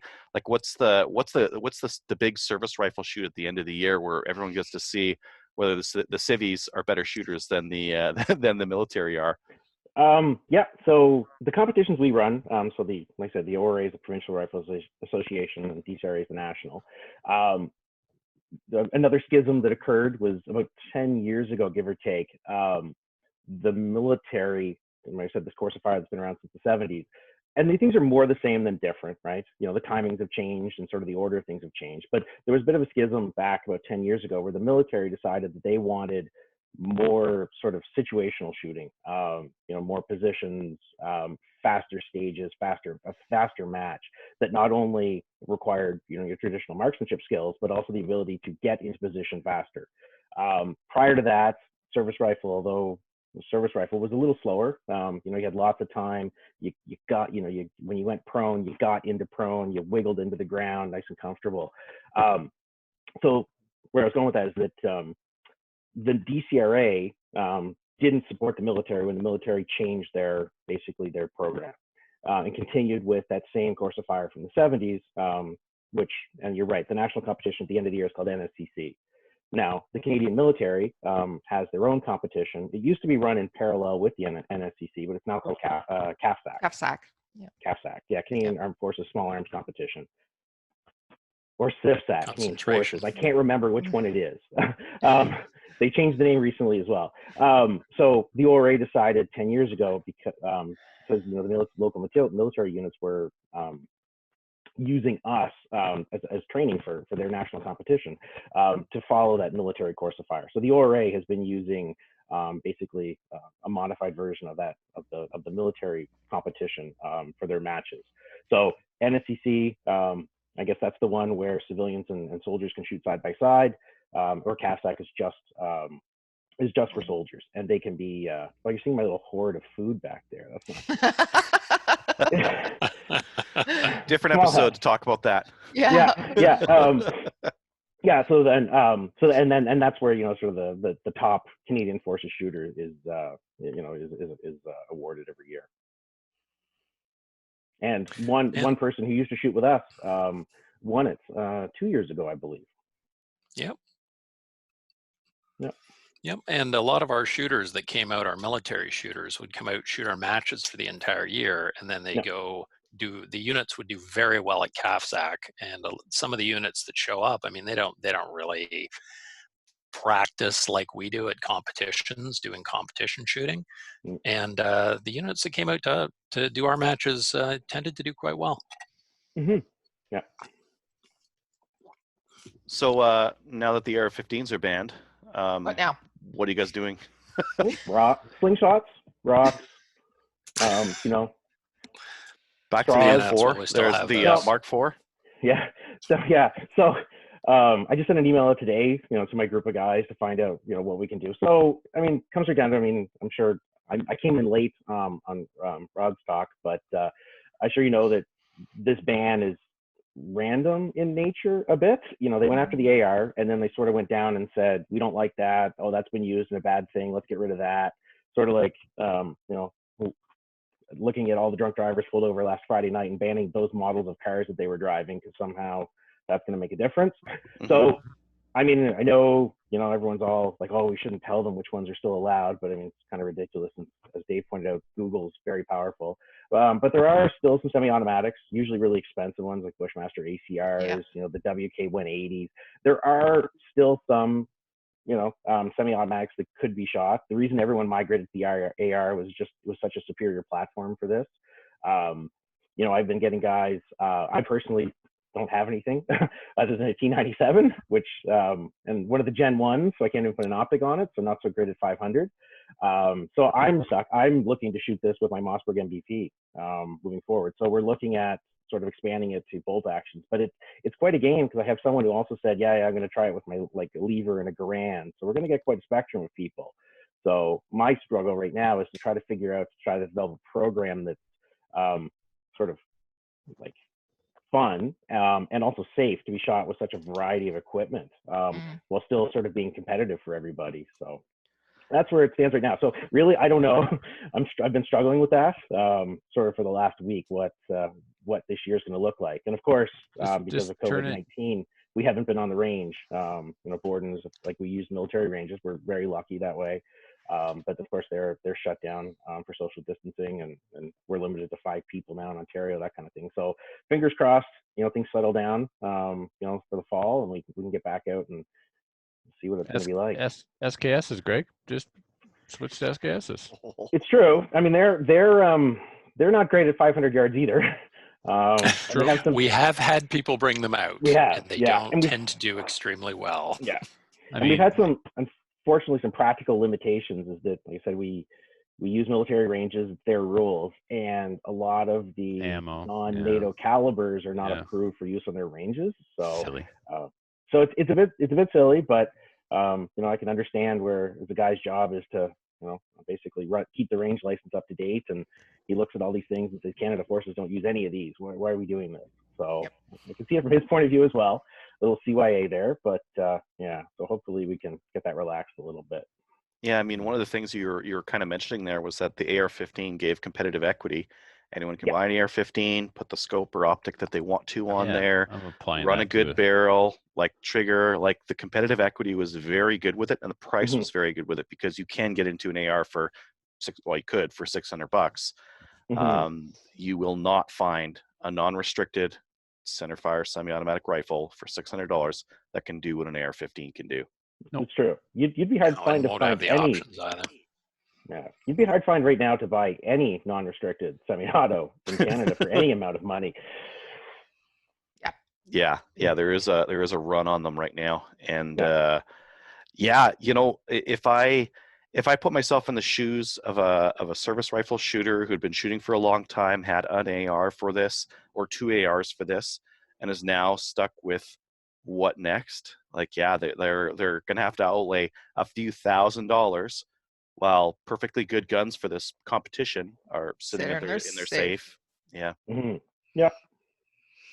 And that's the thing, like, people just don't have, and people don't have that kind of money right now either, because we've got the whole COVID thing going on. So, and are they just going to prohibit whatever you buy? Because, I mean, the OIAC said, we'll just keep adding guns as long as you keep buying guns. So if I go drop $3,000 on an ACR, am I going to have it in 6 months? That's the other worry, right? Yeah, exactly. And then have another $3,000 of capital locked up in a safe, waiting for the government to figure their stuff out. Yep. Yeah. Well, that's too bad. It sounds like you guys are going to keep ticking, but it's going to be a lot more random, a lot less competitive equity-wise, because not everyone can afford the $3,000 or more to get a competitive rifle anymore.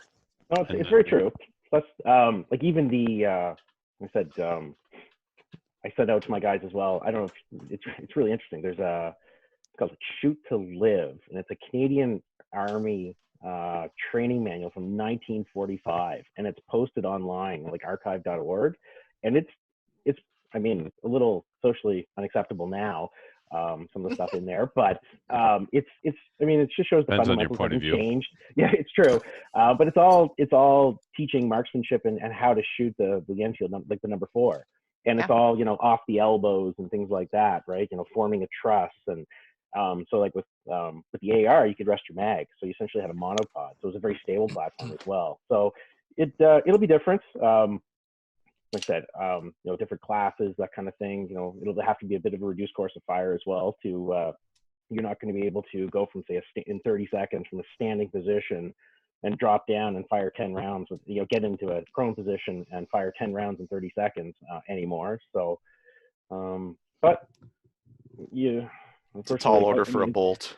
It is. So, I mean, hopefully things will change. Fingers crossed. But you know, sort of moving, at least for the next 2 years, you know, moving forward, we gotta keep something to keep shooting, keep getting on the range, you know, keep doing the sport that we love. So yeah. So I was, you know, depression is moving away after the week, but you know, I'm just sort of looking for a way forward now. So I think it'll still be a fun game. I think people will still enjoy it.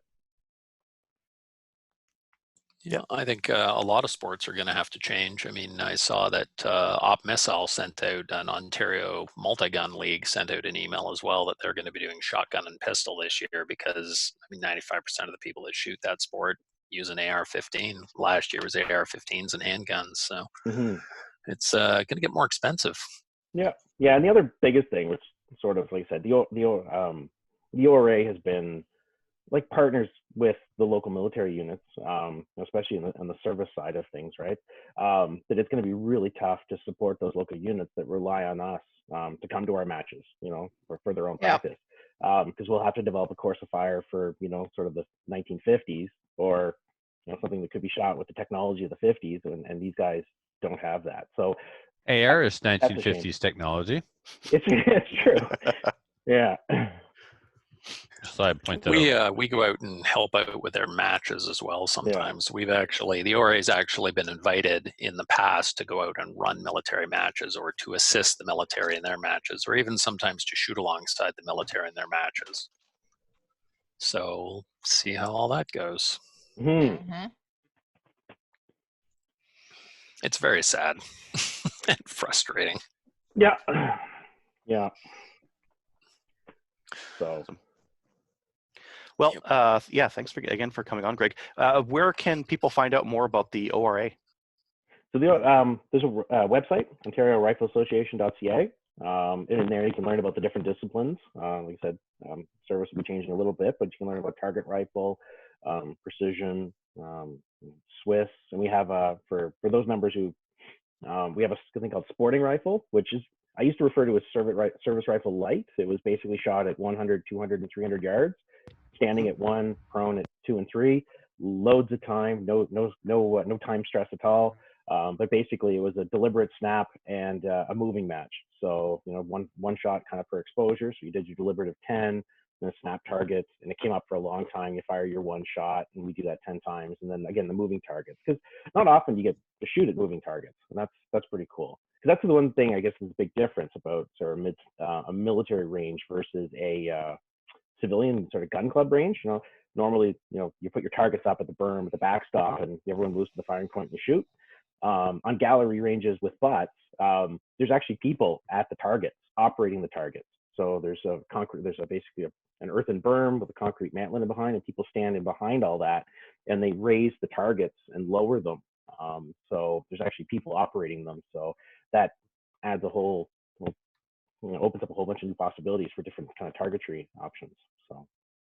And if you ever wanted to hear what a bullet sounds like when it goes by, it's really fun running down in the butts and just hearing gunshots going overhead. It's pretty damn cool. I really enjoy being down there running the targetry. Yeah, surprisingly loud. I wear hearing protection in the butts because it's surprisingly snappy, because they're still going supersonic when they go over top of your head. Granted, 10 feet up in the air, but it's over top of you. Yeah, it's pretty awesome. Yeah. It's a great sport, so I'm looking forward to continuing it in whatever form we do going forward. And they're the targets are on sticks, and you put them up. And the really good shooters, of course, shoot the center of the target out, which is exactly where the top of the stick is. So it just sort of rains down splinters on you. But yeah. So I don't know. Yeah, in terms of scale of targets. Yeah, do you have some examples there? I do. This is a figure 12 target. So we would shoot this target this size of this backer from basically 400 yards and forward. And then this target, the distant difference is the scoring range sort of changes size. And then at 500, this is mounted to basically a 4 foot square chloroplast backer. And then we use these ones all the way down from 400 yards down to 100. And then the figure 11, this one's a little shot up, but basically a full height version. So it's got a top and a bottom, so you can see. And this is primarily the target that we're going to use for the movers. So basically the target will, pop up and then walk from one shooting position to the next shooting position. So, which is about what, 6 feet, 8 feet, something like that? It's 6 long steps. So I would say that's more like 10 feet. Yeah, it's 6 second exposure, and you sort of take 6 sort of long faces. Yeah. And how are the targets scored, Greg? Like with the figure 11 there, I'm going to make you get up again. Oh, well, I'm going to grab the 12 since we can actually see that. So this one here, I don't know if you can see sort of I've hand drawn the V on this one. Yeah. Right. So they're scored basically V54. in terms of rings. So as long as you're on the 18-inch, like I said, this scoring circle gets larger and smaller for the different distances that we have. And additional rings sort of show up for the Delbridge. So it becomes V543, but that's basically how they're scored. So the center is right in the chin. And what's the meaning of the V-bowl? V-bowl? So yeah, so I said, 5 and 4. So what a V-bowl does is it's scored as a 5, but it breaks ties. So if someone has the same, let's say they have a perfect, basically the 10 shots with 5 would be a 50. So we score at 50 point how many V-bowls you have. So a 50.8 would win relative to a 50.6, for example. But again, a 50.6 would beat a 49.8. Right? So it's really just there to break ties. This is your 5 ring. This is your 4 ring. How many V's you got? Nice. Yeah. I think that was sort of a more recent addition, wasn't the V-bowl? I remember guys telling me the old targets, there were no V-bowls, but people just got so freaking good that they had to add them. They've been around for at least as long as I've been around. So 12 years or so. Yeah. Nice. Figure 11s are scored similarly? Very similar. Bigger targets? Well, they're bigger, but they're not any wider. So when you think about basically we use this for the moving exposure, you only ever have the same width, right? Yeah. But basically you can mark them any way we do, but the first 2 boxes for us are V and then 5 and then 4. So yeah, it's if you happen to drop a shot, as in not miss your target, your score drops pretty quick, right? So yep. Yeah.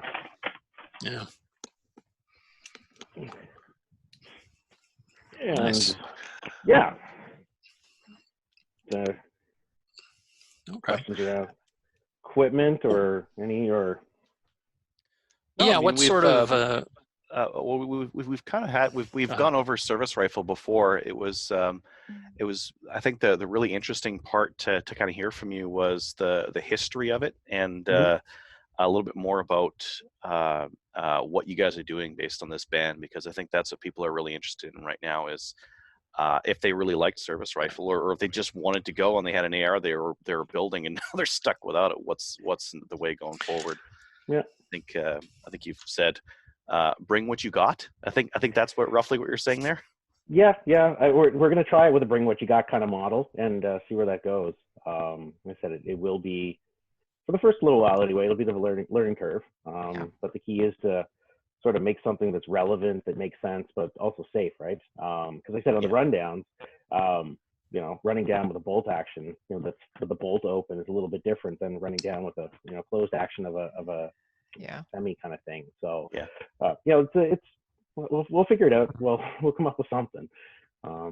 Yeah. Awesome. All right. Awesome. Yeah. Thanks, Greg. No problem. Thanks, Greg. Appreciate that, sir. Yeah. Thanks for coming on. Yeah. Good luck. Hey, thanks very much. Thanks for having me. Good luck. Yeah. I don't know how you'd go from a range of like a bunch of guys running ARs to a bunch of guys running, I don't know, SKSs, SVTs, WKs, just like everything. Like it's so incredibly difficult to try to keep safety and equity going. Well, imagine IPSC, Adriel, if I had this and you had a Shadow 2. I'm holding up a revolver. Yep. It just, so same thing would happen. The AR was the great equalizer, and they were used because they were the best gun for that game, and they were the most affordable gun for that game. Yep. So either you switch everybody over to the same platform, or make different classes. Maybe. Yeah, that's what IPSC did. Then it's diluted with 3 people per class. I know. Yeah, we have the issue with classes, but for me, like I said, there's a range safety officer. They give all of the range commands, for inspection, clear rifles, and all the commands are the same. So coming up with a list of commands, even to show how something is safe, whether it's bolt out, whether it's chamber flag, whether it's from a bolt action perspective, and then how do I do that with a lever gun, things like that. So that's what I'm really struggling with right now, is to basically make a standard that will apply to all.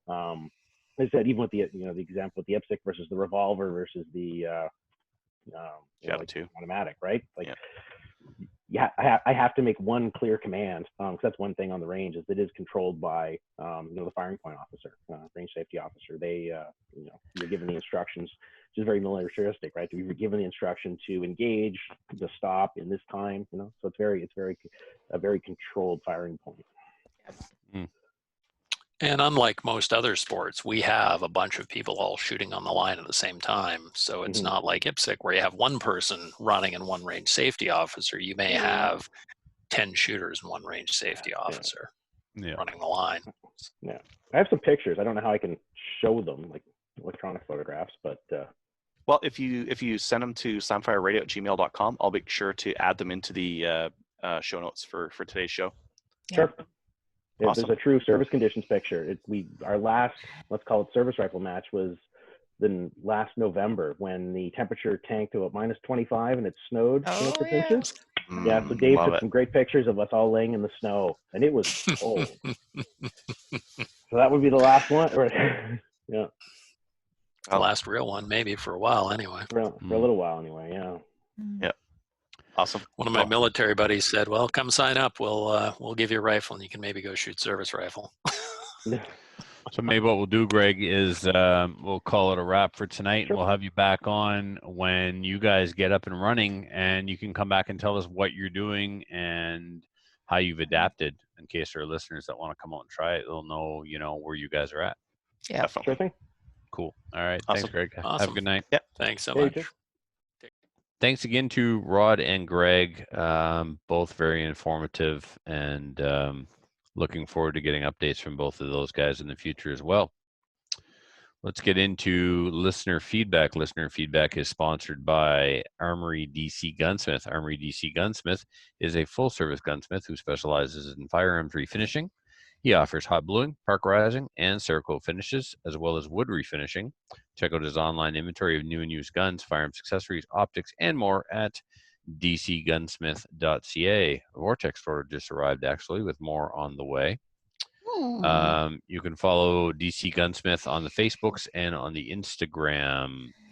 This first one comes to us from Spencer. Dave, have you ever read a Spencer email? Well, Dave left. Oh, nice. Dave's not here, man. Dave's not here, man. All right, go ahead, Kelly. Geez. Okay. Hey, guys. It doesn't seem all that long ago I emailed to congratulate CCR hosts on getting the long gun registry removed. For a good while, it seemed like things in Canada were moving in the right direction, or at least not going backwards.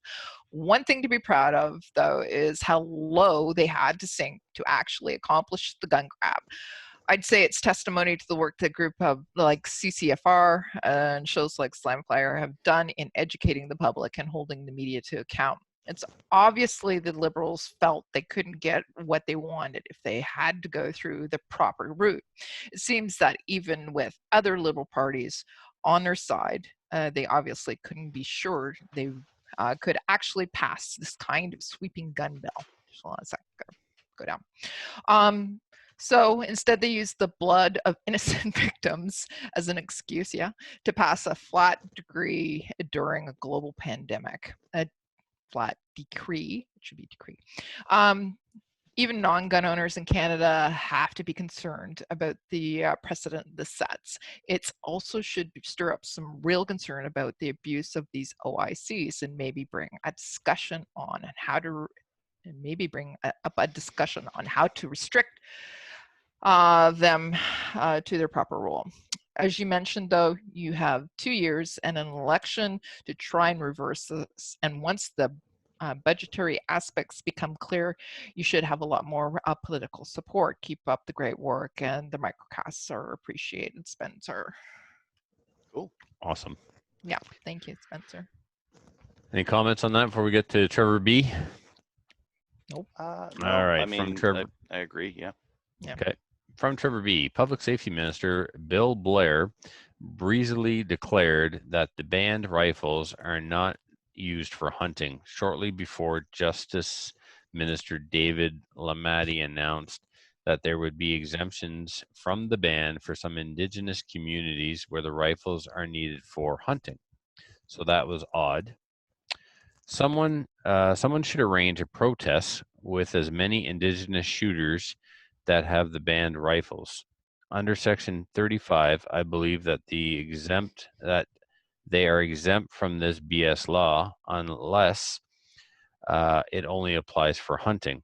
When the police arrive on the range, they can present their status card and tell them to piss off. Well, the word hunting was used, so, but you got to sight in your hunting rifle somewhere. Mm-hmm. Again, not very well thought out. I guess these rifles, as Trudeau put it, have no other purpose than to kill the maximum amount of people in the shortest amount of time. That comment was with regards to the AR-15 specifically. So no, that doesn't apply here. I disagree. I think it applies to AR-10s as well. What's the difference? I thought that comment was for assault weapons. Okay, right? AR-10s are assault weapons under this according ban. to him, yeah. So are MP22s. Sorry for the rant. I'm sure you've had enough of it lately. Heard enough of it lately. Love the show. Yep, we hear lots of ranting, but that's okay. It's people need to vent right now. They're frustrated, and as long as your emails are appropriate, vent away, man. Send them in. We're here to listen. If you would like to rant and rave, you can do so by sending an email to slamfireradio@gmail.com. Podcast reviews. This one came to us from Nick. And it says, the title is Great Content for Canadian Shooters, the review. This podcast has lots of great content. The episodes are well structured and current. Great education and great entertainment about firearms, shooting, and shooting sports for Canadians. Thank you, Nick. We also have a new Patreon-y. Thank you for picking up my slack and putting this in. I believe, Kelly, you did this. Thank you very much. You're welcome. It's from Andrew D. He's pledging $8, which is an awesome amount. And if you would like to become a Patreon supporter, you'll get a patch in the mail. And if you haven't received your stuff lately, send us an email, and Adriel will we'll check, but I think we're up to date, aren't we, Adriel, and all that? I got 3 to send out now. 3 to send out. Cool. Yep. So you can check us out on Patreon by going to patreon.com/slamfireradio. You could support the show for as little as $1 a month or $8 or whatever you want, and cancel at any time. And by doing that, it helps fund the show, and we really appreciate it. And are always talking in the background about ways to incentivize our program by coming up with extra things for the Patreonies. So shout outs, anyone? Adriel? No, I mean, a lot of people have been putting in a lot of work, doing a lot of important things. And yeah, I've been trying to push the stuff as much as I can. Yep. So you're shouting out yourself. No, that's cool. I'm shouting out other people who I am then pushing. Funny you're my way. It is. All right, good. So, yeah, if I could shout anyone out, it would be the hunting gear guy. He's doing a bang up job of this right now. Is he ever?